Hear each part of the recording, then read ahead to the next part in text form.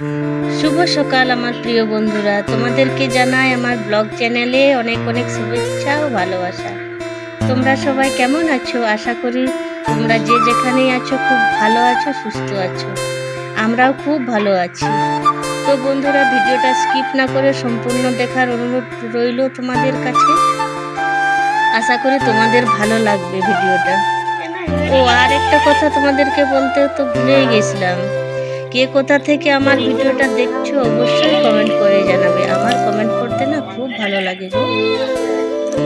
আর এইদিকে দেখো, তোমরা তো দেখলেই আমার ঘর মোছা হয়ে গেছে আর উঠোন ধোয়া হয়ে গেছে। সমস্তটা তোমাদেরকে প্রত্যেক দিন দেখাচ্ছি না, কারণ একই কাজ কি আর প্রত্যেক দিন দেখাবো। ওই জন্য ভাবলাম না, এক এক দিন এক এক রকম দেখাই।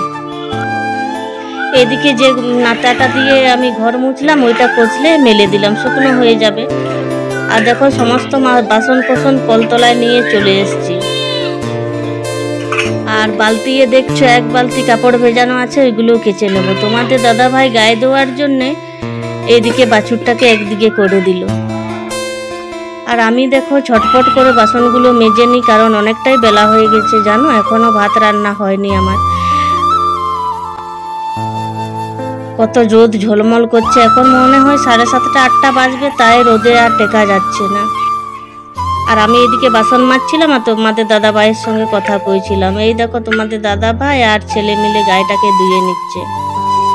আর ছাগলের সব সময় জল তেষ্টা পায় বলে ধামার মধ্যে ফ্যান জল দিয়ে রেখেছি, যার যখন ইচ্ছে হবে এসে করে খেয়ে নেবে। আর গাইটা না আমাদের খুব বদমাস জানো, একা একা ধুইতে দেয় না। সেই জন্য ছেলে দেখো সামনের দিকটায় ডাং নিয়ে দাঁড়িয়ে আছে।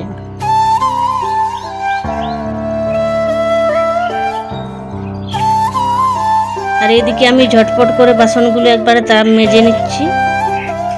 আমার বাসন মাজাও হয়ে গেল। দেখো পাচ্ছি না, তবু একসঙ্গে অতগুলো বাসন নিয়ে আসছি। আর জল ঝরানোর জন্য এইখানে প্রত্যেক দিন, তোমরা তো জানোই, আমি এখানেই বাসন কোসন রাখি জল ঝরানোর জন্য। জলটা ঝরে গেলে রান্নাঘরে তুলে নেব।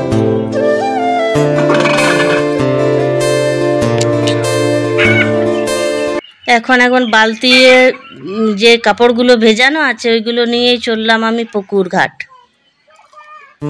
দেখো আমার সমস্ত কাপড় কিন্তু কাচাও হয়ে গেছে, এবারে কচলে নিচ্ছি ভালো জলে।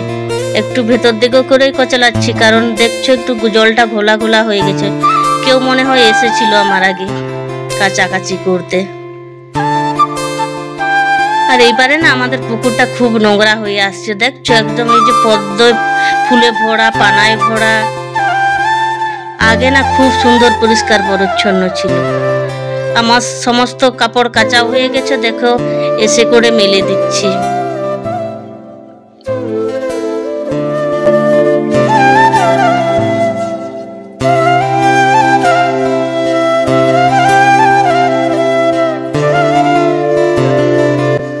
কাচাকাচি করার পর স্নান করে এসে একেবারে ভাতটাও বসিয়ে দিলাম। মাড় ভাত করব আর আলু সেদ্ধ মাখার জন্য আমি পেঁয়াজ কেটে নিচ্ছি। আর প্রেসারে আমি আলু সেদ্ধটা বসিয়ে দিয়েছি। ওই দেখো,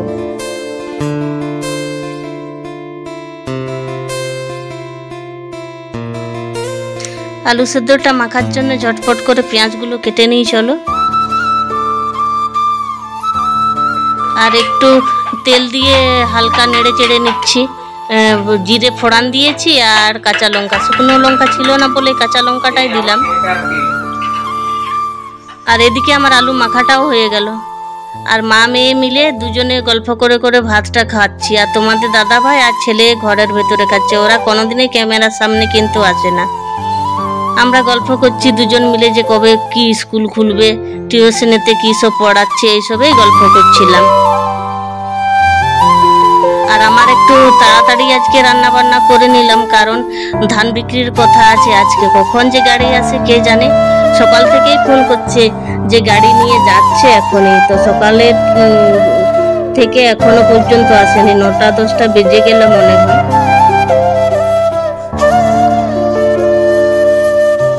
তো বন্ধুরা, খাওয়া দাওয়া করে এবার চলে যাবো মাঠে, ছাগলগুলো নিয়ে যাবো। আর তোমাদের দাদা ভাই ঘরেই থাকবে আজকে, কারণ ধান গাড়ি এসছে, ধান বিক্রি করবো, সেই জন্য আমি মাঠে ছাগল নিয়ে যাচ্ছি।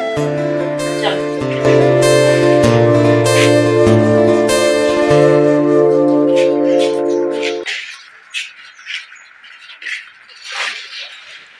এতক্ষণে সময় হলো গাড়ি আসার, ধান গাড়ি চলে এসছে।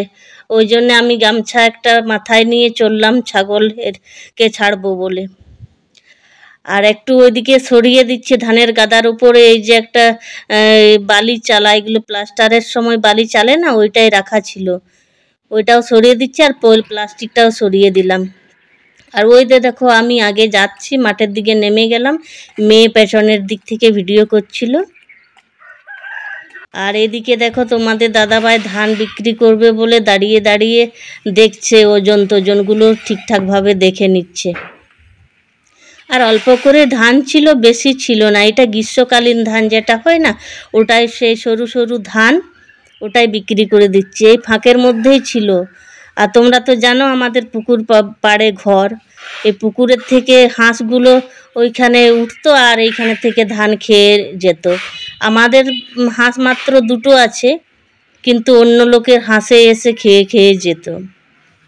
তো অনেক দিন ধরেই ভাবছিলাম যে ধানটাকে বিক্রি করব, অবশেষে আজকে বিক্রি করে দিলাম গ্রীষ্মকালীন ধানটাকে। তো আমাদের দিকে বন্ধুরা 1870 করে কুইন্টাল প্রতি নিল। তোমরা অবশ্যই কমেন্ট করে জানাবে তোমাদের দিকে এখন কত কুইন্টাল প্রতি নিচ্ছে। ওই দেখো গাড়ি সব বস্তাগুলো তুলে নিচ্ছে। আর আমি ঠিকঠাকভাবে ওজন টোজন আমার পক্ষে দেখা সম্ভব ছিল না বলে তোমার দাদা ভাইকে বললাম তুমি দেখে নাও, আমি বরং ছাগলগুলোকে ছেড়ে নিয়ে যাই। সেই জন্য দেখো ছেলে আর তোমাদের দাদা ভাই মিলে ঠিকঠাক ওজন টোজন দেখে নিচ্ছে। আর দেখো কি দক্ষ শ্রমিক, 1 ঘন্টার কাজটাকে ওরা আধ ঘন্টায় সেরে নিল। ঝটপট করে বস্তা সেলাই করা ওদের কাজ দেখলে দেখতেই মন যাবে। আর বেশি লাগানো হয়নি ধান, অল্প করে লাগিয়েছিলাম। তো বন্ধুরা এই গ্রীষ্মকালীন ধানটা কত কি টাকা হলো সবটাই বলবো তোমাদের। বেশি টাকা হয়নি জানো, অল্প করে লাগিয়েছিলাম তো ওই 20,000 টাকার মতন হয়েছে। আর এই দেখো এইদিকে আমি মাঠের থেকে খেজুর পাকা এনে দিয়েছিলাম ছেলে মেয়েদেরকে, ওটাই ওরা বসে বসে খাচ্ছে আর আমি একটু শুয়েছিলাম। আজকে তো আর সারাদিনে তোমাদের সামনে আসা হয়নি, একেবারে সন্ধেবেলা এসে দেখা করছি। এই যে দেখো এতগুলো জামা কাপড় সব সকালে তো কেচে দিয়েছিলাম, এগুলো ভাঁজ করবো এখন। আর ওইদিকে বসিয়েছি, তখন তরকারি ছিল আলু মটরের, ওইগুলোই এখন গরম করে নিচ্ছি। আর ভাতটাও রান্না হয়ে গেছে।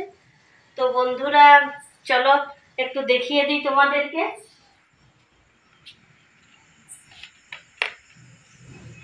এই দেখো সন্ধে হয়ে গেছে, এখন বাজে প্রায় 8:30টার মতো। আর এই দেখো গরম ভাত বাড়াও হয়ে গেছে 3 জনের জন্য, তোমাদের দাদা ভাই পরে খাবে। আর এই যে আলু মটরের তরকারিটা গরম করে নিলাম। আর এই যে এখানে দুধ আছে। আজকে সন্ধ্যেবেলার খাওয়া দাওয়াটা একবারে জমে যাবে। তো বন্ধুরা আজকে এখানেই ভিডিওটা শেষ করছি। তোমরা সুস্থ থেকো, ভালো থেকো, বাই বাই।